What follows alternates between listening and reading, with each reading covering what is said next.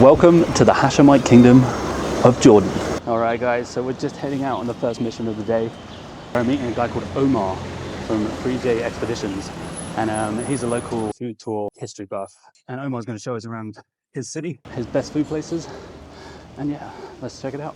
My name is Omar. I was born to an Egyptian father and a Palestinian mother. My Palestinian family moved as refugees here to Jordan in 1948. And I was born and raised in Jeddah in Saudi Arabia. So I lived there for 17 years. Then the rules of Saudi Arabia changed. So I had to leave and then went to Cyprus, tried to go to Europe, didn't work, tried to go to Turkey, didn't work, tried to go to Russia, didn't work. Ended up here in Jordan. So do you have a Jordanian passport now? No. Just we can never have a Jordanian passport. Okay. Oh, really? I will show you. But you have permanent residency?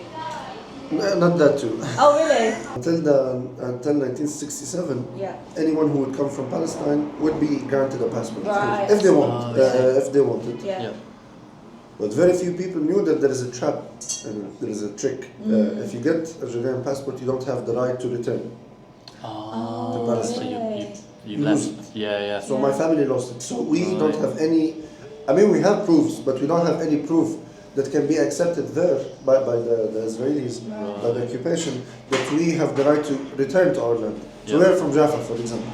Okay. My grandfather is from Jaffa. He was born there, and my family before him were born there, and we cannot return.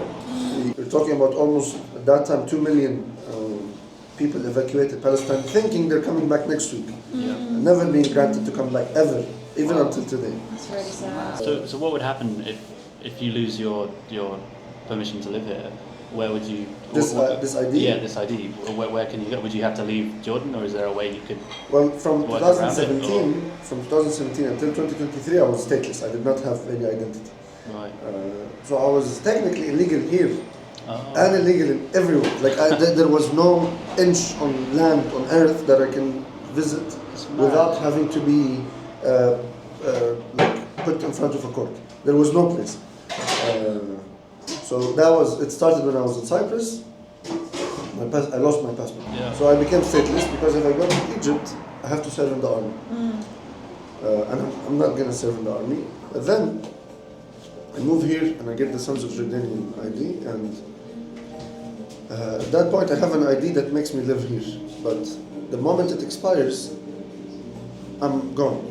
So we just met Omar, who introduced himself and told us his story of basically being stateless for most of his life, thanks to the ridiculously complicated political divides and everything happening here in the Middle East.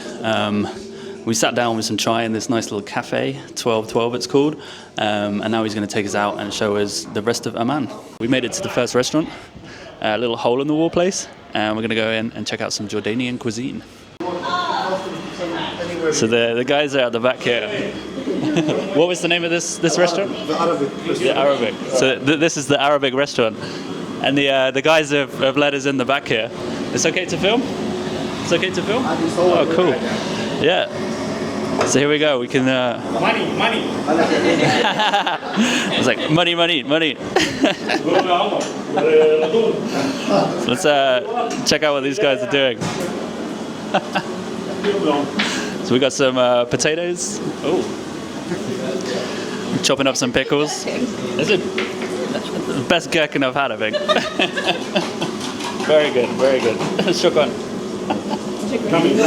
I mean, and now we're just getting in the way. So, shukran. Oh, he's taking us out the back now. So all this is for the hummus. That's what we're here for. It's hummus central in here. This is literally hummus central. Dishes keep coming. There's the falafel. It's full, I think. And hummus. Of course, the bread. This is not quite hummus. It's saba, which is like a supercharged hummus, I guess. Like, it's damn good. Usually in the Arab region, people would say the Middle Eastern cuisine or the Arabic cuisine, which is not very accurate because there are different cuisines inside the Arabic or the Middle Eastern cuisine. One of them being the Shami, or or what is known as Levant. And Levantine is Jordan, Palestine, Lebanon, and Syria. We call it the Levant kitchen or the Levant cuisine. This cuisine, typically for breakfast, would have chickpeas. Olive oil is the theme of everything, so olive oil on everything, but mainly chickpeas, falafel, which is basically chickpeas with parsley, fava beans, and of course there is shawarma, there is kunafa, which is also Palestinian, Jordanian, Syrian, Lebanese. I believe that the most beautiful thing that happens to a cuisine is that it adapts to other cuisines. When it's exclusively about things that only come from that land, it's usually very limited. The UNESCO food chart declared that falafel is Lebanese, Syrian, Egyptian. We have our biggest competitor, the Israelis, claiming it's theirs. It cannot be theirs, based on UNESCO and based on common sense, because falafel existed before the state of the occupation. And it's not as old as Moses' days when he was here. Falafel had to be done around, the old scripture that have it is from the 17th or the 18th century. So it's not thousands of years. Hummus is chickpeas, but falafel needs oil. And there was nothing as deep frying oils before the 18th century. It's fine for people to adapt from each other. What happened is that they came and they claimed it was always theirs, which is an issue. So it's insane now that someone would be like, yeah, is it? But it's actually Israeli. It simply cannot. It's as ridiculous as what we spoke about, like someone in Britain being like, tikka masala is British. The name even does not mean anything in the language. Falafel does not mean anything in Hebrew. It must not be from them. Yeah, I hope you enjoyed the Even the food in the Middle East is politicized. Shukran, shukran. Amman goes back all the way to the Nabateans, which is similar to after the time of pharaohs. So there are buildings, and there is forms of civilization here from as long as we go back to. There is not a very clear study of what is the oldest time that Amman was established or built upon. This kept changing when people making new discoveries. Recently there was the discovery of a new house. Habibi. Yeah, I'm sorry, out of context. Habibi is the magic word. Yes. Yeah. It works in all situations. I want to show you something here. But yeah, Amman itself dates back from before the Greeks, before the Romans, from the days of the Nabateans, from the times of the Nabateans. And this kept changing on the theory of how old Amman is. So I personally think that there is not a very clear, precise answer. It's at least thousands of years. But this does not apply to the modern day Amman or Jordan. I'll talk more about it in the section. So right now we're just walking along what's called Kafan Street, and Omar seems to know most of the people along here, which is pretty cool. He brings people here because this isn't where tourists normally end up. So you can see more of a local side of the city here. The hospitality here is crazy. We just walking down the street, and an old guy came out of his house saying "Salam alaikum," invited us in as well. I usually work as a journalist, and so I was pitching ideas about Jordan and Amman to my editors at newspapers in the UK, and pretty much every single editor was saying because of the conflicts and the tensions in Palestine and the West Bank and Israel, they just didn't want to run any pieces about Jordan. And Jordan has just been caught up in the troubles. The tourism industry suffered massively because of that, and that's one of the reasons why I wanted to start making these videos, was to show you the other side of the story, what the newspapers literally aren't allowing me to write or to publish at the moment about places like this that need people to come here to see the other side of the story and to just experience the Jordanian hospitality. This is a carpet shop called Isa Farrah. Isa Farrah, the grandfather, made this shop around 120 years ago, but this carpet shop brings its products from all over the Arab world, so from Iraq, from Syria, from Palestine, from Egypt, from multiple places, and all of it is to kind of continue this tradition of these carpets. Is it still owned by the same people that made the family, the same family? The grandson is also called Isa Farrah. Oh, okay. So the grandson is in the same, there is Isa Farrah, senior and junior. Junior is the one who owns the place now. Oh, nice. Maybe he's around, I don't know. Usually the shops have people in them. Maybe because it's prayer time. So you said most of the people were sort of of Palestinian origin? Yusuf and Ahmed, both of them are of Palestinian origins. I know both of them, so I know more about their stories. Yeah, it's a really interesting street. You can kind of see how this is like a melting pot of nationalities and identities and peoples. And we've still got some more food to come as well. So in Amman, you're always going up or you're always going down. So we made it into downtown Amman, and it's way busier and more chaotic than it was up on the top. And here it literally is downtown, because we've come down all those steps and we're now in the valley. Escape the honking horns.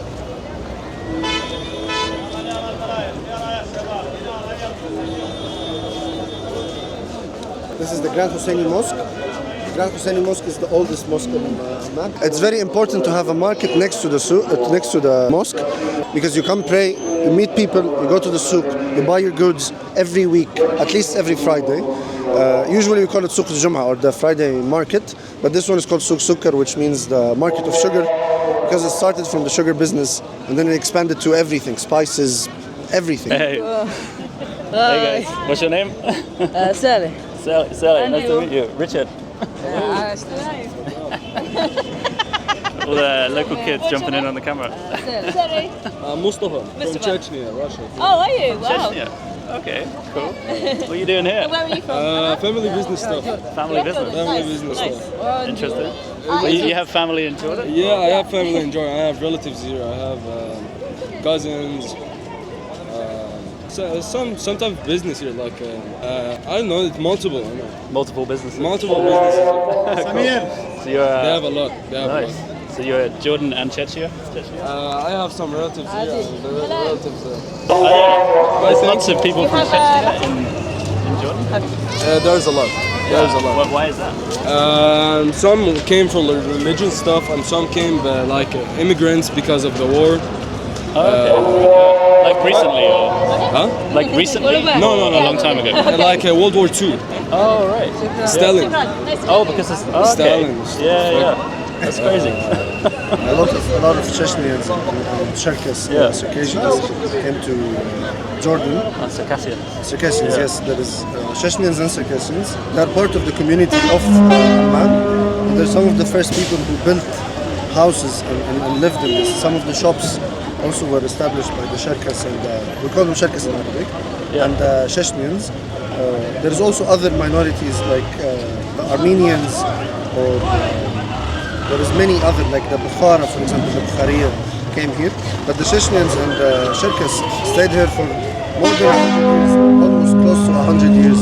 Some before the war and mainly after the beginning of the World War II. There's like areas there, like more Chechens in there. There's like, you have Swaleh, you have Zarqa, you have Azraq. There's multiple places in that. Oh, Azraq, like to the east, right? Close to town. Yeah. I suggest like you go to some clubs, like wrestling clubs, or there are multiple. Oh, okay. That's it. Cool. Nice to meet you, man. Thank you. I was Mustafa, right? Nice to meet Yeah. you too. Apparently there's a big Caucasus community here, like Circassians, Chechnyans, and a lot of them came over after World War II, as Mustafa there was telling us. And he was telling us to go check out some of the sort of Chechen communities in the east of Jordan, which we'll hopefully be able to do later in this trip. All right, so we're just heading through the souk now, next to the mosque. All your herbal remedies and pretty hectic around here. Your sweets. Hello. Just following Omar through here, trying not to get lost.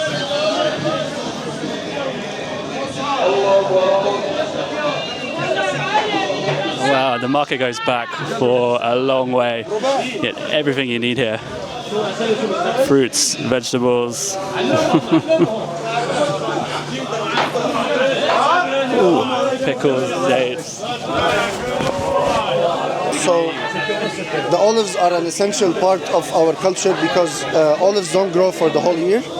They just they're in season for around 2 to 3 months. So they're either cracked open like this, or they remove the seed and stuff it with with carrot, a pickled carrot. If you would like to taste, here you go. There are two other things that I like to mention beside the olives. First is the cauliflowers. They're pickled with beetroots, so that's why they have this pinkish neon magenta color. And then you have my favorite, which is the eggplants. So the eggplants, it's mini aubergines that are pickled with, you remove what's inside them, and you stuff them with walnuts and this spicy sauce. It's pepper and lemon and olive oil. And then you put them in jars like this, completely condensed. Everything can be pickled, from grapes to sweet things, cucumber, carrot, anything will get pickled. All kinds of spices. The most common ones are the za'atar, which is thyme. There's different kinds of za'atar. Firstly, we have, this is the Palestinian one. So this is the Jordanian kind. So the Jordanian kind would have less sumac and more sesame seeds, and will be fully grinded. There is the Syrian kind. The Syrian one is not completely za'atar or thyme.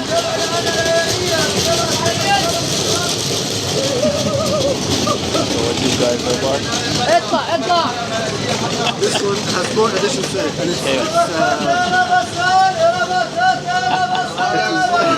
fully roasted. I think you can see, this is what I call work under pressure. Yeah. Habib, just stop. Just making our way out the market now. That was absolutely hectic. It's a little bit more peaceful outside.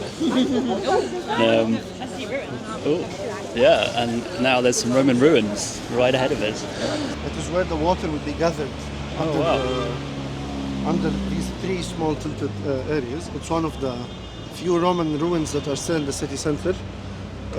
But yeah, I hope it in the future it gets more attention and care to it. Yeah, Amman is crazy for history buffs. Like, you just come out of the market, you know, you'd be munching on dates and olives and trying some sweet corn snacks or whatever, and then right behind you there's 2,000-year-old Roman ruins, and there's no tourists looking at them, no one around. There's an angry guy in the street, sir.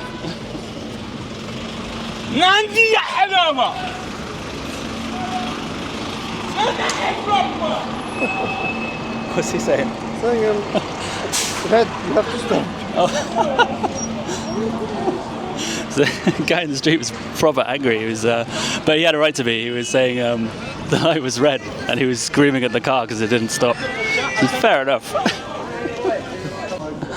All right, so we're back in Hashem restaurant, which is the first place we came to last night when we landed in Amman, and it's one of the oldest restaurants in the city. And they come along and just whack down this this little plastic sheet here, which Omar is demonstrating for us. And pretty simple menu. There's like falafel, hummus, and all the good stuff. Yeah. So most of the places here would have Egyptian workers, and when any of them realizes that I'm Egyptian, they're like, Egyptian like us, so they're very proud of it, because mainly Egyptians here are workers. Here we go. Here we have another form of hummus. So here we have two different versions of how hummus is being prepared. First we have this, which is called cuisines. Cuisines means the meal of Jerusalem. This is how the people of Jerusalem would do the chickpeas for the hummus.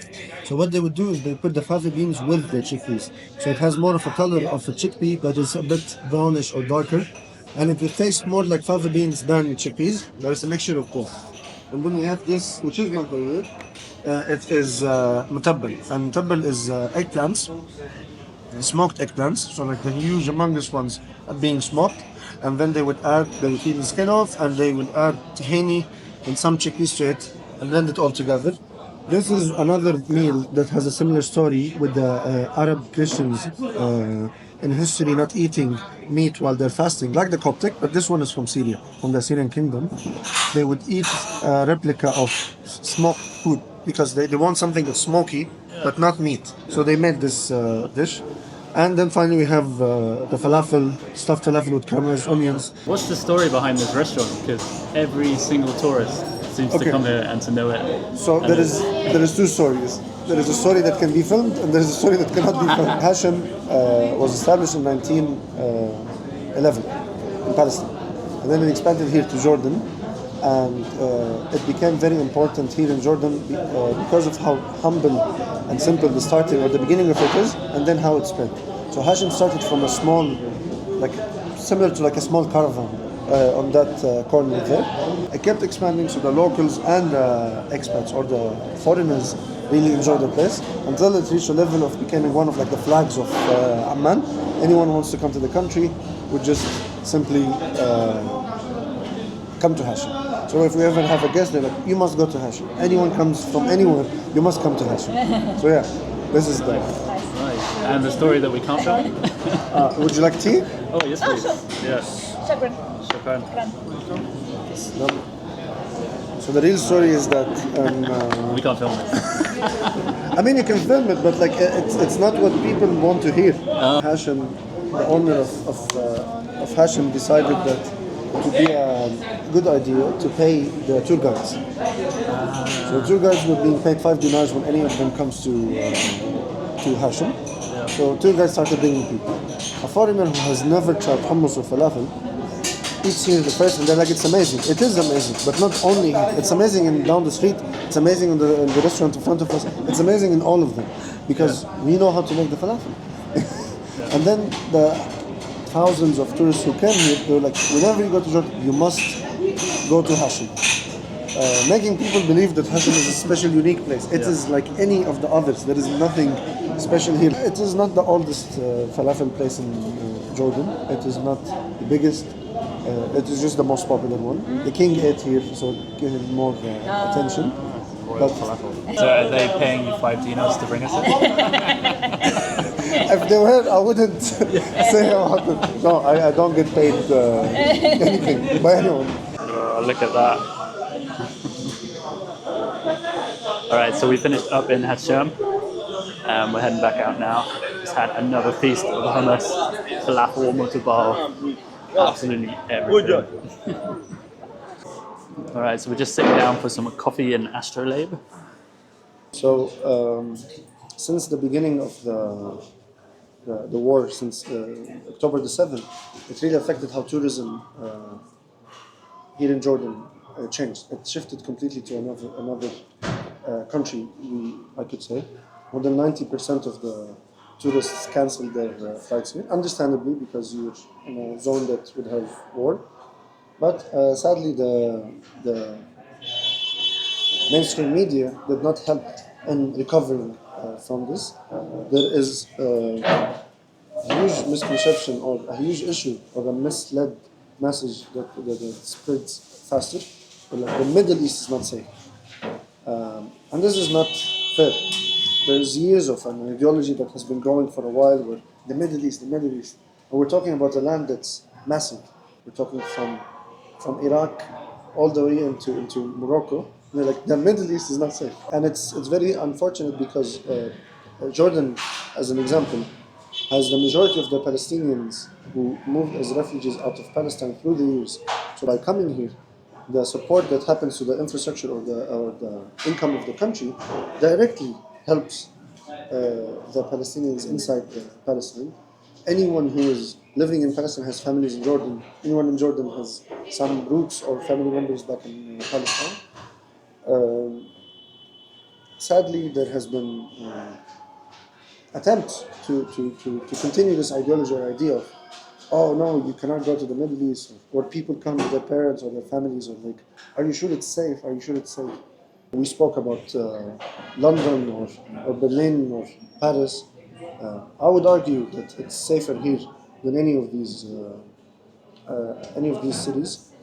But sadly, it is continuing to see, even now that the war stopped, the tourism here is, I don't have statistics exactly of how the numbers are of it today and in the meantime, but I can tell you from my personal experience that we are not having as many tourists as before. On my tours, for example, I would do up to 3 tours a day. Now, if I'm lucky, I have 5 tours a month. And this does like this domino effect to everything because tourism is one of the main sources of income of Jordan. And the problem is it's for a wrong reason. It's not for something that's actually happening. You know? Do you think things will turn around? Well, things can turn around the moment people decide to learn and educate themselves a little bit more about the region. It'll be a long way there. That's gonna take a long time, so Yeah. I don't see it in the short term getting much better. How many like nationalities would you say live in Amman? Like how many different groups of people have call this place home? It seems like everywhere you go, there's like you're saying there's Egyptians, there's Jordanians, there's Palestinians, there's probably Brits and Americans, and, Yeah, I don't know, Filipinos, and Yes, everyone. yes. How has it become like such a multicultural place? I guess. So That's the question. Jordan is more of a melting pot of everything. Yeah. So it started with the first group of people coming here, which is Yeah. the Circassia or the Circassians. They came after the Russian war. It started with the Circassia, who came after the century 101 years war against the Russian Empire. And they were Muslims who belonged to this land, belonged to their land, which is the Caucasian or the Caucasus land. Yeah. And then there is the Chechnyans. These came before the establishment of modern day Jordan even. After that, you have the Armenians.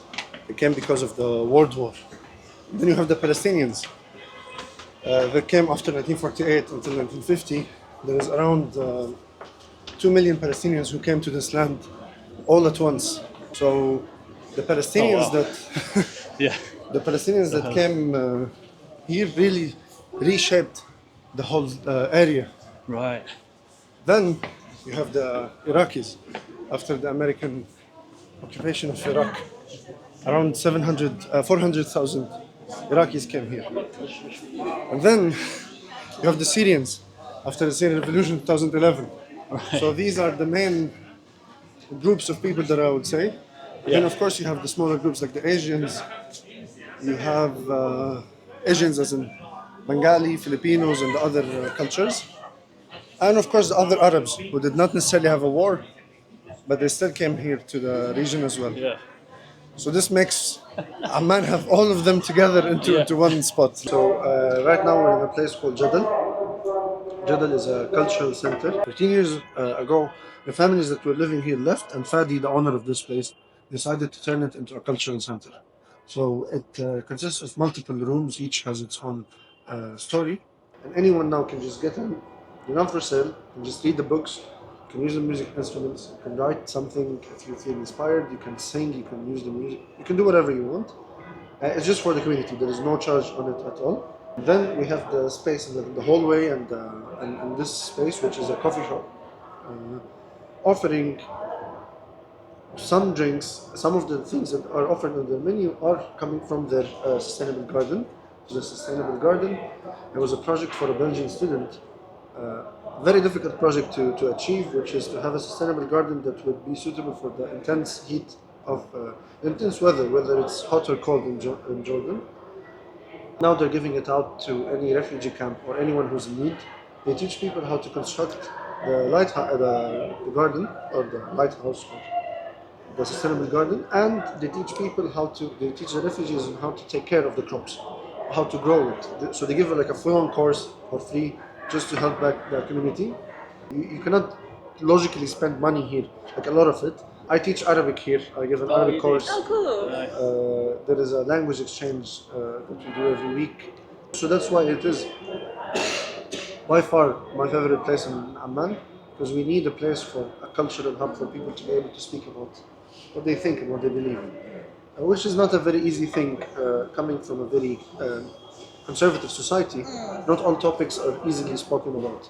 And Jadal aims to break these barriers of this topic is taboo, this topic is not allowed. We're just given a chance or an opportunity for people to talk, which is essential. Places like this make people think. And the only hope for a civilization to grow is to think. So I wish there are 10 or 20 or 30 places like this in Amman, and more places similar to this all over the world.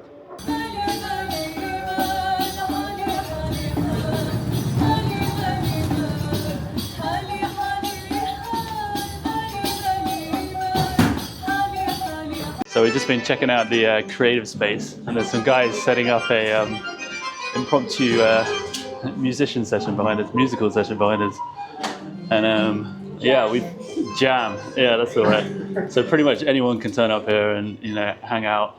Omar teaches Arabic here. And yeah, he's just been telling us all about Palestine. I won't tell you his story on camera. He didn't want it on camera. But Thank you so much. Thank you for visiting our country.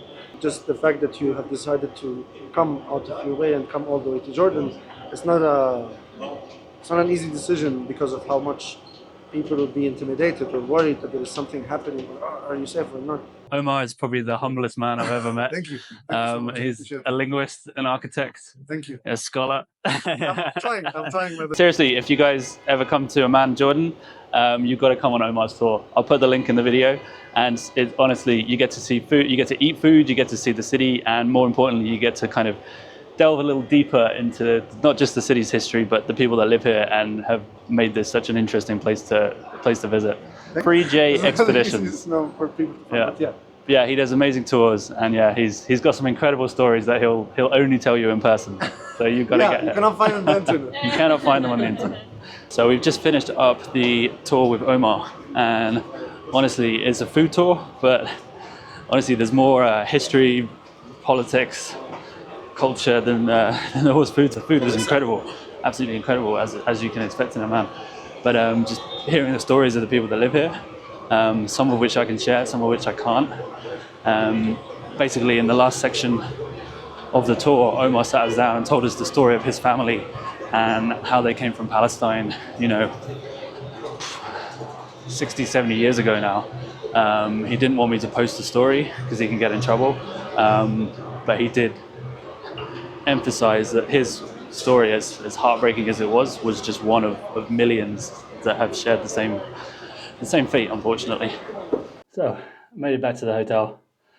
That's a wrap on my first video. I hope I've showed how Amman has an incredibly interesting and diverse history. This is a city built basically on different peoples migrating across borders, crossing those boundaries and coming to live here and making it into such a fascinating place. So, cheers for watching, and I think I've earned my first beer in Jordan, 5% Petra. Ooh, cheers.